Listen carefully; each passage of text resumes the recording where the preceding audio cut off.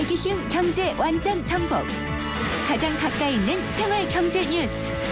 김은경의 생생경제. 금요 대기회 생생경제 금요기회.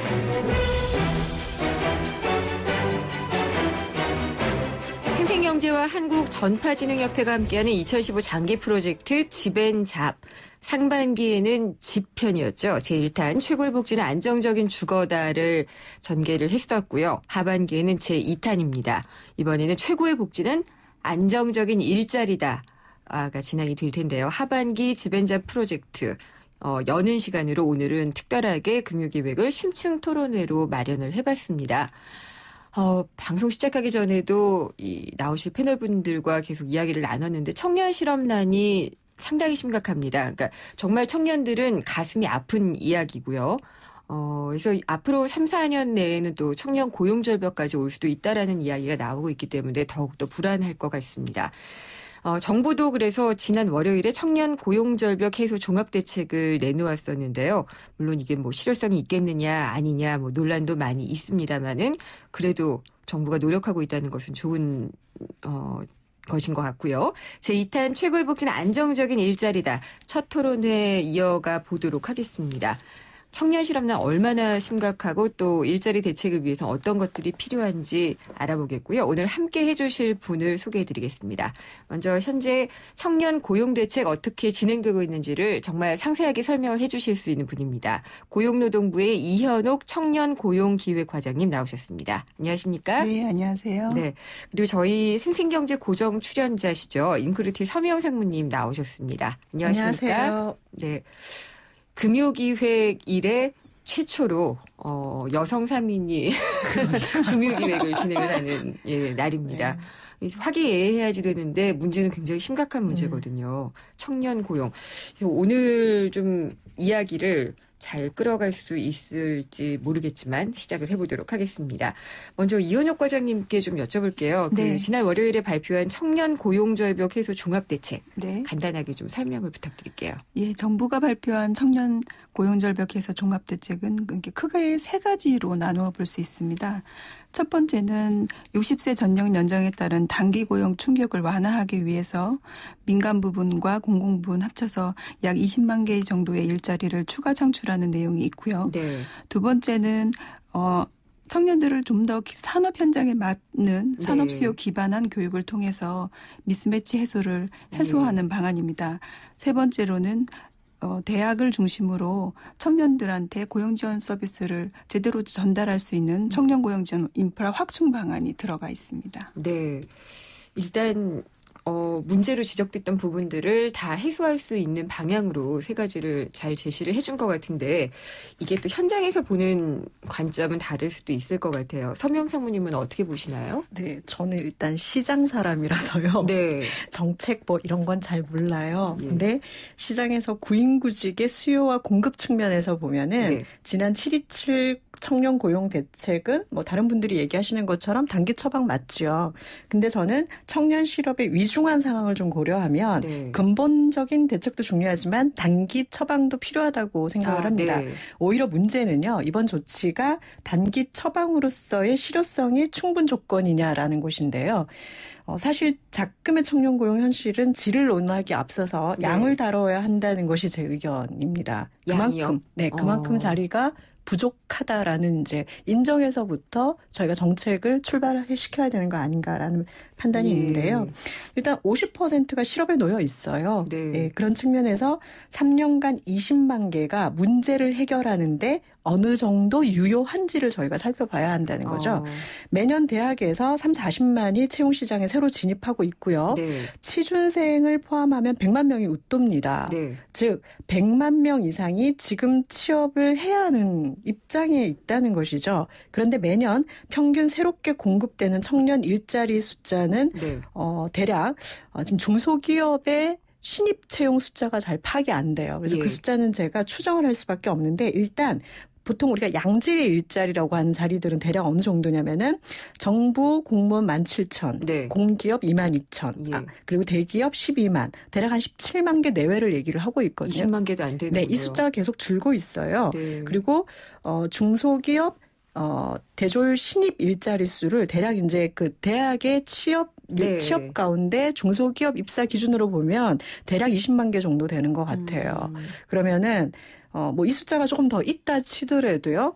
턱없이 지금 공급되는 일자리가 부족하다라고 봐야 되는 것이죠. 100만 명 이상이 취업을 원하는데 네네네. 지금 합쳐봤자 30몇만 정도밖에 안 되니까요. 중소기업 100인 이상 중소기업에서 신규 만들어내는 일자리 숫자가 한 60만 개 정도라고 하는데 이 중에 대졸 신입 일자리 숫자를 어떻게 추정해내야 될지 제가 통계 데이터가 지금 정확히 없는 상황이기 때문에 보통 우리가 그 대기업하고 중소기업의 일자리 비중을 2대8이라고 얘기하거든요. 이 비율을 그대로 넣는다 치더라도 60만 개에서 70만 개 정도예요. 그러면 17만 개에서 이 숫자를 더해도 대략 40만 개 정도의 일자리가 부족하다라는 데이터가 나올 수 있다라고 생각하는데 근데 이번 조치로 어느 정도 그것이 해소되냐는 거예요. 그런데 올해 이제 새로운 조치로 플러스되는 일자리 기회가 2만 9천 개예요. 3년간 지금 20만 개이기 때문에. 올해는 2만 9천 개. 그렇죠. 네, 어디에서도 지금 지적되지 않는 내용인데요. 저는 개인적으로 가장 현실적인 포인트는 이거라는 거죠. 네, 저는 이 말씀을 좀 드려야 될 것 같아요. 양적으로 확실히 적다라는 그런 지적을 해주셨고, 사실 보면은 구조적인 문제를 풀어서 해결해 나가겠다는 정부의 의지는 분명히 보였거든요. 근데 지금은 단기 처방도 필요하다라는 데 방점을 두고 지금 서명 상무님이 얘기를 해주셨는데 이현옥 과장님은 어떻게 들으셨어요? 예, 맞습니다. 지금 그 베이비 부머가 은퇴를 앞두고 있긴 하지만 정년 60세 때문에 한 3년간 30만 명 정도가 시장에 남아 있을 것으로 생각을 하고 지금부터 이제 사회에 나오기 시작하는 청년들은 에코 세대라고 해서 베이비 부머 세대의 자녀들이거든요. 그래서 사실 노동 시장에 굉장히 인력이 과잉 공급되는 거는 맞는데 정부에서는 단기적으로 좀 양질의 일자리를 제공하는데 이번에 방점을 뒀습니다.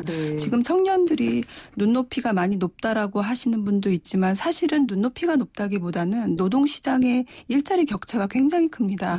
중소기업과 대기업, 비정규직과 정규직의 일자리 격차가 너무 심하기 때문에 청년들이 중소기업이나 비정규직 일자리에 들어갔다 하더라도 오래 일하지 못하고 다시 실업으로 나온 실업 상태에 내몰리고 또 다시 구직을 계속 하게 되는 이런 악순환이 있기 때문에 정부에서 이번에 단기적인 일자리로 내놓는 것들은 일단 우선 공공부문부터 일자리를 내놓겠다. 그래서 명예퇴직을 활성화해서 명예퇴직을 원하시는 분이 사실 많이 대기하고 있는 상황이기 때문에 교사 명예퇴직을 활성화해서 신규 교사를 충원하고 방과 후 학교나 어린이집 유치원 교사 그리고 특수학교 교사 이런 공공부문 일자리를 안정적인 거를 확충하겠다라는 게 이제 첫 번째고요.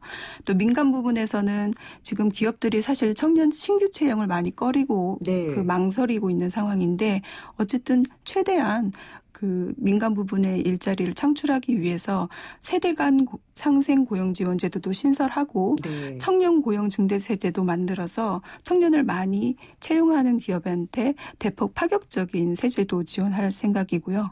또 유망 성장 업종 중심으로 대기업이 참여하는 직업 훈련도 하고 이번에 특별히 또 인턴도 그 상무님 말씀하신 것처럼 그 과거에는 인턴을 중소기업만 혜택을 줬습니다. 그래서 중소기업에 청년들이 가게 되는 그런 문제가 있었는데 이번에 이제 중견기업으로 그 폭을 확대했습니다. 그래서 강소기업과 유망한 중견기업 중심으로 인턴을 많이 이제 기회를 늘려서 청년들이 보다 양질의 일자리로 가도록 하는 게 정부의 목표입니다. 근데 제가 질문을 드리자면요. 이 민간 부분은 강제할 수가 없잖아요. 정말 그러니까 뭐 세제 혜택을 파격적으로 준다든지 해서 어떤 햇볕 정책 같은 거를 쓰지 않으면은 안 되고 그렇다 해도 안 하면 그만이잖아요. 근데 지금 기업들이 뭐 지난번에 재계와 정부가 만났다고는 하지만 실제로 괜찮은 일자리, 안정적인 일자리를 많이 만들까요?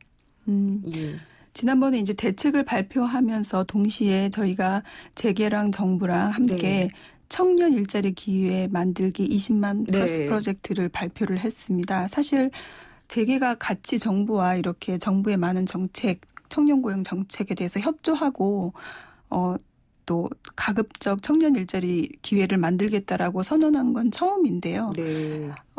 그 자체도 의미가 있다라고 생각을 하고 또 정부는 앞으로 재계와 함께 이 협력 선언에 그치지 않고 네. 하나하나 실천대로 갈 수 있도록 예. 민관 대책 협의회도 만들고 하나씩 일자리도 생겨날 수 있도록 챙겨나갈 계획입니다. 네. 상무님 네. 현장에서 아픈 청년들 많이 보시잖아요. 네. 그래서 이 말씀하신 그러니까 정부로서는 또 최선의 정책을 내놓으셨겠죠. 네. 근데 이 최선의 정책의 혜택을 다 받을 수가 없잖아요. 네네네. 그래서 그런 부분이 참 문제인 것 같아요. 네네. 근데 이 문제가 좀 시장에서 어느 정도 심각하냐면요. 네. 그러니까 최근에 이제 보도자료 내용 중에 어떤 것들이 많냐면은, 그러니까 이 대학 내의 신조어들, 신조어들 예. 보면 네. 되게 가슴 아픈 조어들 많거든요. 맞아요. 뭐 잘 아시잖아요. 예. 7포 세대, 네. 연애. 그러니까 20대 한창 해야 되는 연애, 네. 결혼, 출산, 인간관계, 주택, 희망, 꿈, 뭐 이걸 다 포기해서 7포 세대라고 그러잖아요. 예. 그리고 최근에 이렇게 보니까 남자친구들이 군입대를 도피처로 도피처로 이제 삼으려는 경향까지 생긴다는 거죠. 법률청 자료도 보니까 예. 올해 2월에 입대 경쟁률이 8대1. 어머. 취업 경쟁률도 아니고요. 그러니까 일단은 가는 거군요. 네, 네. 무대를. 일단 맞습니다. 지금 이 상황을 피해 보자라는 예. 거죠. 그리고 ROTC나 뭐 이런 분들이 군대에 일단 남겠다. 뭐 이런 지원도 굉장히 많다라는 거죠. 네. 그만큼 지금 이 상황의 위중함을 네. 저희가 조금 더 바라봐야 되지 않을까 싶습니다. 그래요. 그래서 이 청년들이 그러니까 일할 수 있는 사람들이 일하고 싶은 사람들이 일해야지 경기가 제대로 돌아가는 거잖아요. 네네. 그래서 일자리 문제가 정말 어떤 문제보다 중요하다라는 생각은 다시 한번 해보게 되고요.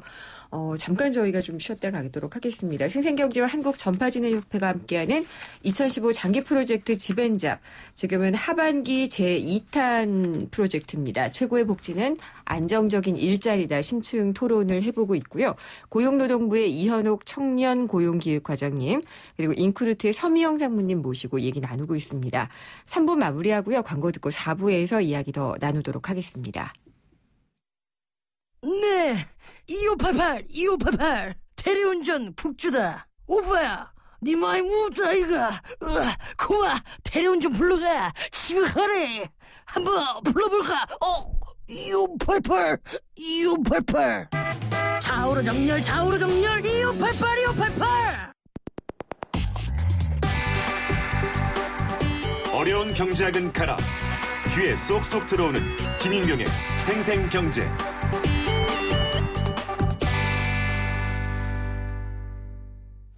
생생경제와 한국전파진흥협회가 함께하는 2015 장기 프로젝트 지벤잡 제2탄입니다. 최고의 복지는 안정적인 일자리다. 오늘 심층 토론을 하고 있고요. 서미영 인크루트 상무님, 이현옥 고용노동부 청년고용기획과장님과 함께 하고 있습니다. 아픈 청년들에 대한 이야기. 이게 언제부터 이렇게 시작이 돼서 심각해지고 있는 건가요, 서상무님? 제가 채용시장에 첫 진입한 시점이 IMF 네. 직후였던 것 같아요. 근데 지금 이제 청년들의 실업률은 예. 그때와 거의 근접하고 있는 상황이라고 보시면 될 것 같습니다. IMF 이후는 최악이었는데요. 네네. 그 상황에 거의 근접했다. 이렇게 이제 숫자가 그렇게 지금 보여지고 있거든요. 예. 지금 10% 정도의 실업률이니까요. 네, 그때 숫자하고 좀 비슷한 것 같습니다. 그때와 지금하고 다른 점은 뭘까요, 그러면? 그때 IMF 체계 관리를 받았을 때는 이 전방위적인 문제였어요, 사실은. 근데 이제 지금은 이게 청년층에 유독이 지금 이렇게 집중된 문제라는 차이가 가장 큰 것 같고요. 네. 그리고 IMF 제가 채용 시장에 들어올 때만 하더라도 비정규직이라는 저는 언어를 이렇게 들어보지 못했던 것 같습니다. 네. 근데 그 이후로부터 비정규직이 저희 고용 시장에 일반적인 그러니까 뭐랄까 일종의 프레임워크가 된 것 같아요. 그쵸. 그게 이제 가장 큰 차이가 아닌가 싶고요. 그리고 오늘 뭐 다룰 내용 중에도 있을 것 같다라는 판단이 드는데 대기업과 중소기업의 임금 격차가 이 정도이지 않았어요. 네, 그러니까 그때는 저는 이제 신입으로 채용 시장에 들어왔을 때니까 그 차이가 저는 굉장히 지금 생생하게 느껴지거든요. 그러니까 양극화는 고용 시장의 양극화, 뭐 소득 그렇죠. 양극화도 그렇고 뭐 이런 것들이 상당히 벌어져 왔다는 것을 생생하게 얘기를 해주신 것 같은데. 네네. 글쎄, 그러면은 민간 기업들은 지금 사실 갖고 있는 유보금을 사상최대다 뭐 이런 얘기들 많이 하잖아요. 네. 근데 그럼에도 불구하고 채용을 안 하고 있는 것, 이런 거는 정부에서 보시기에는 어떻게 해석을 하세요, 이현옥 과장님? 예. 지금 우리 경제 전반이 이제 성장이 많이 둔화됐습니다. 과거 뭐 7%의 고도 성장을 네. 쭉 해왔을 때는 사실 이런 청년들의 일자리 문제가 별로 없었는데 지금은 3, 4%에서 이제 머물러 있고 네. 서미영 사모님 말씀하신 것처럼 노동시장의 이중구조화가 굉장히 심각해졌습니다. 네. 그래서 대기업 정규직과 또 중소기업, 비정규직 네. 이런 임금 격차가 굉장히 심각해지다 보니까 일자리가 있어도 청년들이 갈 만한 일자리가 없다라는 그렇죠. 게 예. 그리고 이게 누적돼 왔다는 예. 겁니다. 그래서 지금은 IMF 때는 그 일시적인 사실 경기적인 충격이어서 회복의 가능성이 네. 있었는데 지금은 그런 것들이 노동시장의 그런 안 좋은 것들이 누적적이고 구조적인 것들이 지속되어 온 데다가 네. 통상임금이라든가 정년 60세라든가 이런 노동시장의 단기적인 충격까지 더해진 상황입니다. 그래서 빨리 회복하기가 굉장히 어렵다라는 것이 이제 특징이 되겠습니다. 네. 그리고 이번 사실 그 청년 고용 대책에서 보면은 일자리라는 표현보다는 일자리 기회라는 표현을 쓰셨어요. 그거는 네. 어떤 의미인가요? 이 과장님께 예. 잠깐 짧게 좀 부탁드릴게요. 예. 사실 저희가 발표한 대책안에는 직업 훈련도 네. 있고 인턴도 있고 또 청년들이 원하는 일자리도 있는데 이런 것들을 포함해서 20만 개 플러스입니다. 네. 숫자는 저희가 보수적으로 잡았지만 그 20만 개 플러스 전체가 청년들이 원하는 완전한 일자리가 아니라 좋은 일자리로 가기 위한 중간 단계인 경우가 있기 때문에 네. 솔직하게 일자리 기회라고 표현을 한 겁니다. 그러니까 여력을 다해서 하더라도 이것은 일자리를 다 주는 것일 수는 없다라는 걸 현실을 인정을 좀 하신 셈이네요. 네, 그렇다고 네. 할 수 있습니다. 아, 그래도 부족해요, 서장훈님. 그쵸? 네. 그러면은 뭐 기업들한테 그냥 뭐 하라고 할 수는 없으니까, 그러니까 어떻게 해야지 될까요? 기업들한테 세제 혜택 같은 것만큼 좋은 사실 뭐랄까요? 인센티브는 없다고 보긴 하거든요. 네. 근데 세제 혜택 이외에도 뭔가 좀 더 있어야 되지 않을까 싶어요. 네.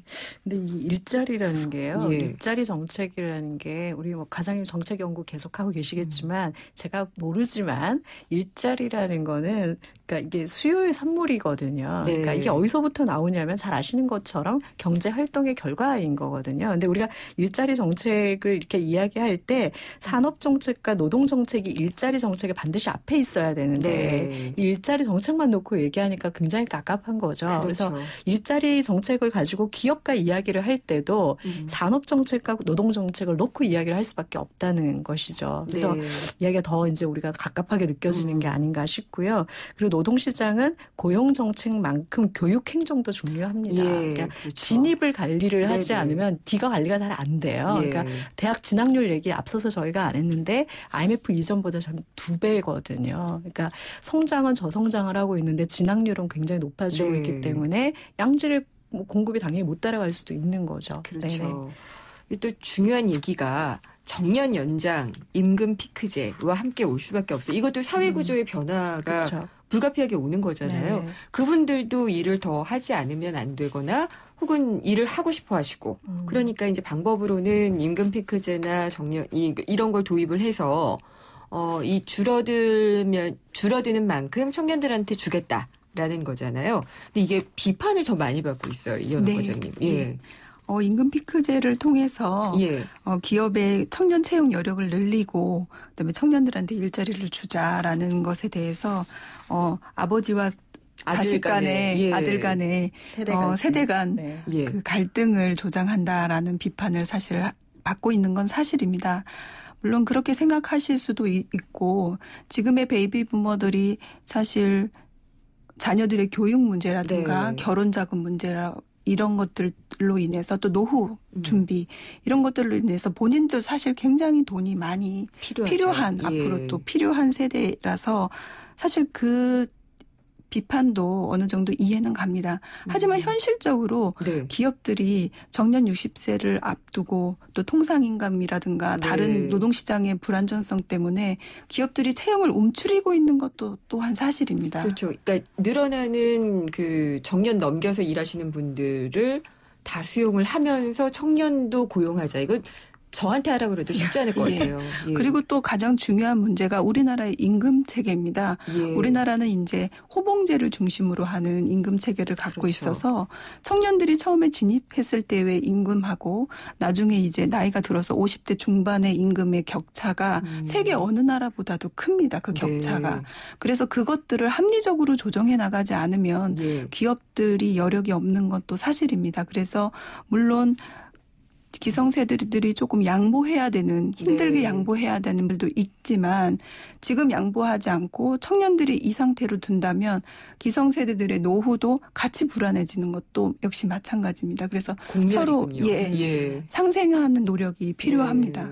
선명생님 임금 피크제가 나빠서 비난하는 게 아니라 제 생각에는 임금 피크제가 궁극적인 답이 될 수 없기 때문에 비난이 있는 게 아닌가 싶고요. 네. 이것도 정확하신 분석인 것 같아요. 그렇죠. 예. 임금 피크제 하나가 모든 걸 해결할 그렇죠. 수는 절대 없습니다. 그렇죠. 그건 하나의 방법일 뿐이고요. 우린 다 알지 않나요? 예. 노동시장의 유연화가 필요하다는 당면성에 대해서는 다 알고 있고 이 노동시장의 유연성을 위해서는 임금 피크제 네. 정도의 수준이 아니라 정규직 비정규직의 구분도 없어져야 되고 기업의 해고 권한도 좀 더 자유로워져야 되고 그러니까 이 문제는 사실은 정치가 해결해야 된다는 걸 다 알고 있는 거 아닌가 싶거든요. 예. 그래서 지금 올해 상반기에도 사실 굉장히 노사정이 이런 노동시장 개혁을 위해서 노력을 많이 했고 지금 거의 합의가 되던 상태에서 지금 중단됐는데요. 지금 다시 이제 협상 테이블에 다시 나올 수 있는 움직임들이 조금 있어서 다시 저희 또 열심히 노력하고 있고 또 많이 또 가장 중요한 건 국민들의 그 기대인 것 같아요. 노사정이 노동시장 개혁을 통해서 지금의 노동시장의 룰을 조금 더 공정하고 청년들이 진입할 수 있게 바꾸어줘야 된다라는 걸 국민들이 많이 인식하시고 응원해 주셔야 아마 그 협상도 조금 더 탄력을 받을 거라고 생각을 합니다.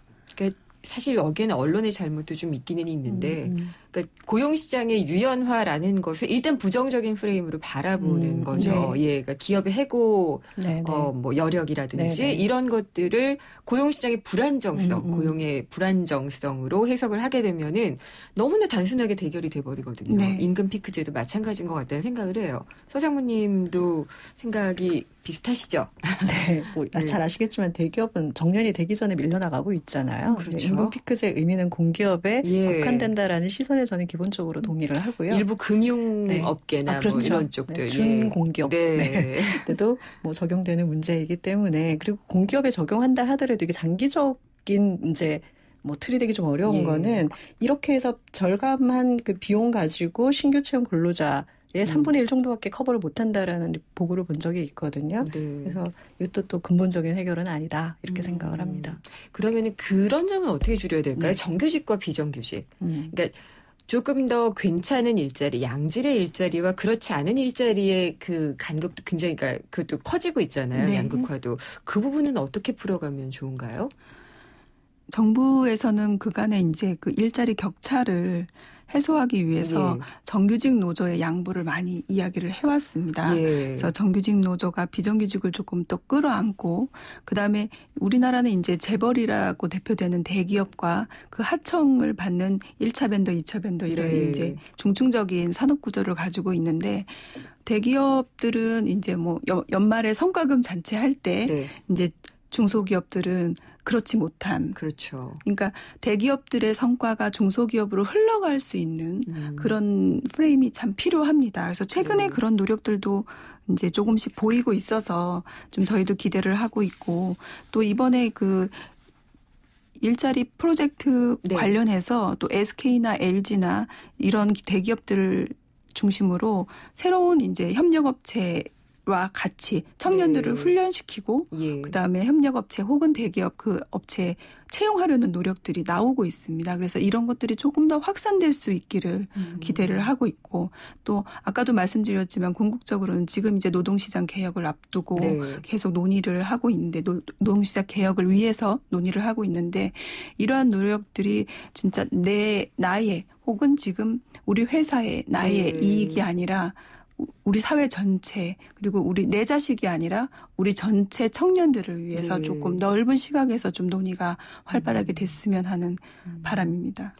근데 저의 생각 중에 하나는 서상무님한테 질문을 드리고 싶은데 그러니까 인턴이나 비정규직을 하는 청년들과 네. 정규직으로 진입하는 청년들이 원래 뭐 교육의 격차가 있다든가 네. 뭐 여러 가지 숙련도의 격차가 있다든가 그렇게 되면은 인턴으로 들어와서 정규직으로 어느 정도 되면은 채용해줘라라는 이 사다리가 저는 이것도 좀 부족하지 않나라는 생각이 좀 드는데 네. 그런가요? 아닌가요? 지금 고용부 자료를 보니까 예. 그 인턴 근무자들의 60% 정도가 네. 정규직 전환이 되고 있다고. 이 정도면 60% 정도면 높은 건가요? 이것도 비판이 굉장히 많아요. 근데 이제 솔직히 시장에 있는 저의 이제 네. 말씀을 드리면 인턴십이 입사 과정이라고 보면 일반적인 방식의 입사 지원 성공률이 60%가 되느냐라는 거죠. 네. 그러니까 낮지 않다. 뭐 저는 예. 이런 생각이 있고요. 이 자체로 비난받을 내용은 그래서 저는 좀 아니라고 생각을 합니다. 그리고 저는 사실 고용노동부가 내놓은 그간의 고용정책 가운데는 네. 이 정도의 성과가 있는 다른 정책이 있었나 싶은 생각도 있는데. 사실 예. 저는 있습니다. 훈련이나 이런 뭐 컨설팅이나 예. 이런 것들이 이만한 실적이 나오지를 않거든요.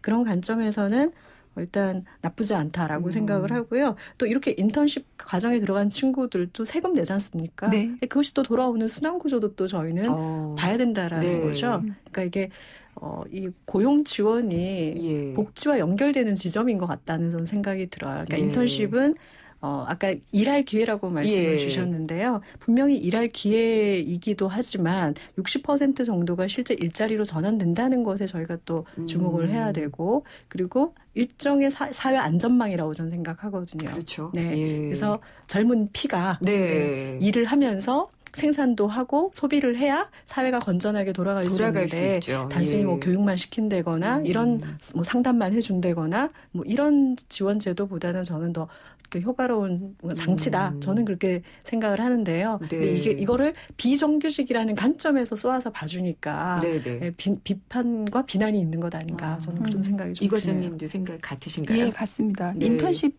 그 정규직 전환율 60% 정도 말씀하셨는데 이게 약간 조금 차이가 있습니다. 네. 이제 인턴십에 들어가서 청년이 그 회사가 맞지 않아서 본인하고 맞지 않아서 중도 탈락하는 경우를 다 포함해서 60%의 정규직 전환이고요. 네. 인턴십 기간을 다 마친 그런 청년의 경우에는 80% 이상의 정규직 전환을 하고 있습니다. 네. 그래서 또 청년들이 좋은 일자리에 바로 들어갈 수 있으면 좋겠지만 지금 기업의 채용 패턴이 경력을 원하죠. 굉장히 중시하고 예. 신규 채용을 좀 맞아요. 특히 꺼리고 있기 때문에 이런 징검다리로서의 일자리도 적극적으로 찾아 나서는 게 청년들 입장에서는 본인의 인적 자본이 훼손되지 않고 네. 경력을 더 쌓아나가면서 직무 능력을 향상시킬 수 있는 기회로도 생각한다면 그리 나쁘지 않다고 저는 생각을 하고 있습니다. 또 아까 말씀드린 것처럼 이번에 이제 중견기업까지 네. 인턴십 기회를 확대했기 때문에 청년들이 조금 더 원하는 일자리가 인턴십 기회로서 많이 늘어날 수 있을 것으로 기대하고 있습니다. 네. 그리고 이제 취업의 관점에서 보면은 고용의 입장에서 보면은 이제 기업들의 입장이 되잖아요. 근데 취업을 준비하는 이제 학생들의 입장에서 보고 그 학생들의 이제 부모 입장에서 보게 되면은 계속 공부를 시키는 것이 취업을 위한 그러니까 어떤 진학을 시키는 것도 취업을 위한 본인들도 자꾸 그렇게 생각하게 되는 경우가 많은 것 같아서 이게 참 교육 사회적인 문제라고 다 연결이 되어 있기 때문에 그 점도 중요한데 그래서 대학을 무슨 훈련소 정도로 직업 훈련소가 되는 게 아닌가라는 생각을 저는 좀 하는데 서상무님 어떠세요? 현장에서 보시기에? 네, 대학은 아카데미죠.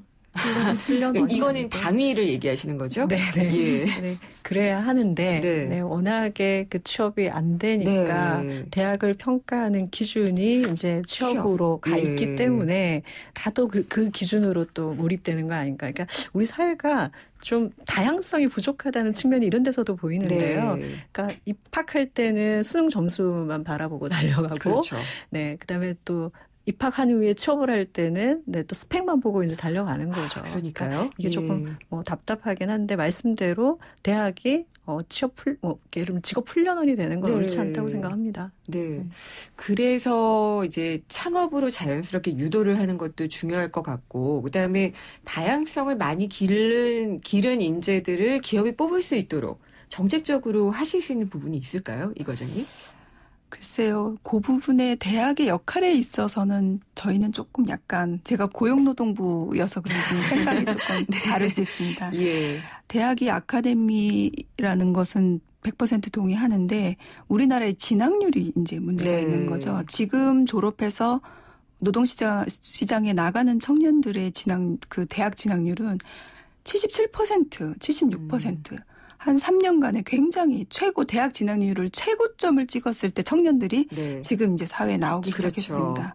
근데 지금 대학의 그 학과나 이런 것들을 보면 산업 구조하고 굉장히 안 맞습니다. 그러니까 인문, 사회, 네. 예체능, 교육 계열 이렇게 비이공계 중심으로 네. 이렇게 보면 취업률이 낮은 학과가 전체 대학 정원의 59%를 차지합니다. 근데 그래서 그들은 그 공부는 굉장히 근본적으로 또 중요하잖아요. 그렇죠. 예. 그 공부가 중요하지만 이제 그 공부가 중요하더라도 기업이 일단은 취업을 생각하고 있다면 네. 기업이 요구하는 산업 현장에서 요구하는 지식도 같이 배워야 되는데 이제 너무 균형이 안 맞은 네. 거죠.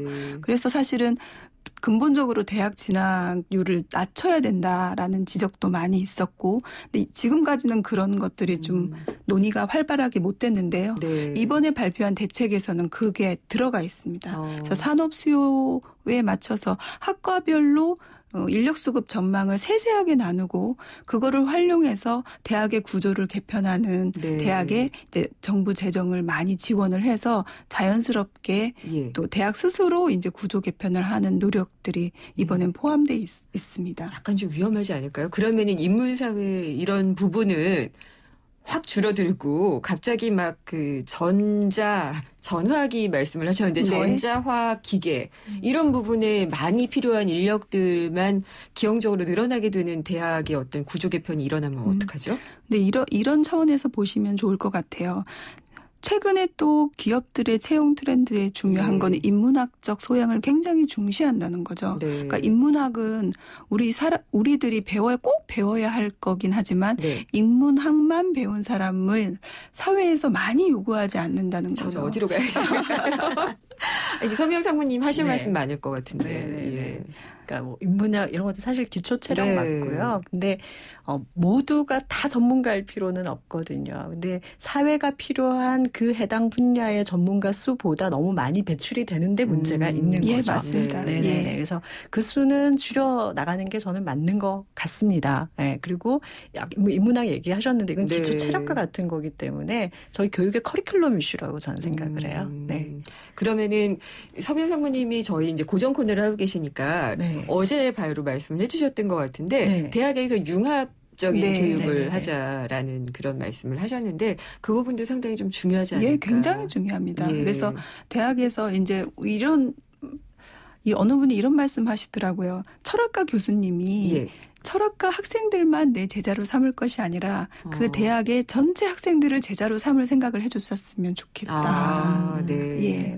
그러니까 사실 뭐 많은 IT 기업의 많은 CEO들이 사실 인문학을 전공한 IT를 처음부터 전공한 게 아니라 네. 인문학을 전공한 CEO들이 굉장히 많은데요. 이게 인문학은 굉장히 중요합니다. 하지만 우리 청년들이 일단 사회에 나가려고 생각을 하면 네. 이제 융합적인 시각에서 대학의 커리큘럼도 짜주고 네. 어떤 융합을 해서 어떤 학문과 어떤 학문을 융합해서 어떤 분야에 사회에 진출할 수 있는지 정확하게 가이드해 주려는 노력이 필요하다고 생각합니다. 알겠습니다. 그러니까 참 일자리 문제가 쉽지 않아요. 서상무님 지금 시간 보시는데 마무리할 시간 맞습니다. 네. 그래서 여기서 이제 좀 마무리를 해야지 될 것 같은데 저희 네. 금요기획은 맨 마지막에 오늘의 주제를 정의를 내리고 끝나거든요. 정의가 조금 부족하다, 정의로만은 부족하다 이러면은 간략하게 설명할 시간까지 좀 드리도록 하겠고요. 오늘은 청년 일자리는 무엇이다라고 정의를 내려주시면 되겠습니다. 어느 분 먼저, 이현옥 과장님 먼저 부탁드릴게요. 청년 일자리는? 예, 청년 일자리는 우리의 미래입니다. 우리의 미래다. 부가 설명이 필요할까요? 필요 없을 것 같은데요. 너무 강력하게 말씀을 해주셨군요. 서미영 상무님, 청년 네. 일자리는 무엇이다? 청년 일자리는 터진 뚝이다. 네? 터진 뚝이라고 하면 이게 저희가 부정적인지 긍정적인지 잘 모르겠어요. 일단 막아야죠. 어. 네, 막고 뚝도 새로 세워야죠. 네. 그러니까 단기적인 조치와 중장기적인 근본적 대책이 같이 이루어져야 예. 네, 해결될 수 있는 문제다. 그런 의미에서 네, 터진 네. 뚝이다. 두 분 굉장히 잘 만나신 것 같고 앞으로의 정책도 사실은 그러니까 정책 짜시는 분들은 할 말 굉장히 많으실 것 같지만 저희는 잘 모르니까 그런 말씀 많이 드리거든요. 현장의 목소리를 네. 담아달라. 그러니까 두 분이 만나셔서 이렇게 얘기를 하신 것들 중에 굉장히 좋은 수확이 많은 것 같거든요. 그래서 그런 것들을 담아서 또 현장에서는 또 반영이 되고 기업들이 자발적으로 나설 수 있는 환경이 조성되고 하면 얼마나 좋을까라는 생각을 해봅니다. 진짜 청년들 아프잖아요. 그런 청년들 많이 보게 되거든요. 예, 저희 예. 사실 저희 고용노동부에서 청년들을 제일 많이 만나고 다니는 네. 사람이 저희 장관님 다음으로 예. 제가 아닐까 과장님. 싶은데 네. 예. 진짜 현장에서 청년들의 그 목소리가 절절합니다. 그래서 예. 가끔은 목이 메일 때도 네. 있는데요. 지금 열심히 목이 하겠습니다. 메이시는지 정말 알겠습니다. 두 분 말씀 정말 귀중하게 잘 들었고요. 저희는 다음 주 월요일부터 또 제2탄 최고의 복지는 안정적인 일자리다 캠페인을 진행을 하도록 할 테니 많은 관심 좀 가져주시고요. 정말 정부와 전문가분들, 취업준비생들 모든 목소리를 담아 해결책을 제시할 수 있도록 노력을 해보겠습니다. 오늘 두 분 오랜 시간 동안 감사합니다. 감사합니다. 안녕하세요. 유플러스 모델 보아입니다. 최신 영화 미드부터 인터넷 강의와 맛집까지 보고 싶은 비디오를 검색하면 카테고리별로 보기 쉽게 정리해주는 국내 최초 LTE 비디오 포털. 이제 보고 싶은 비디오 마음껏 즐기세요.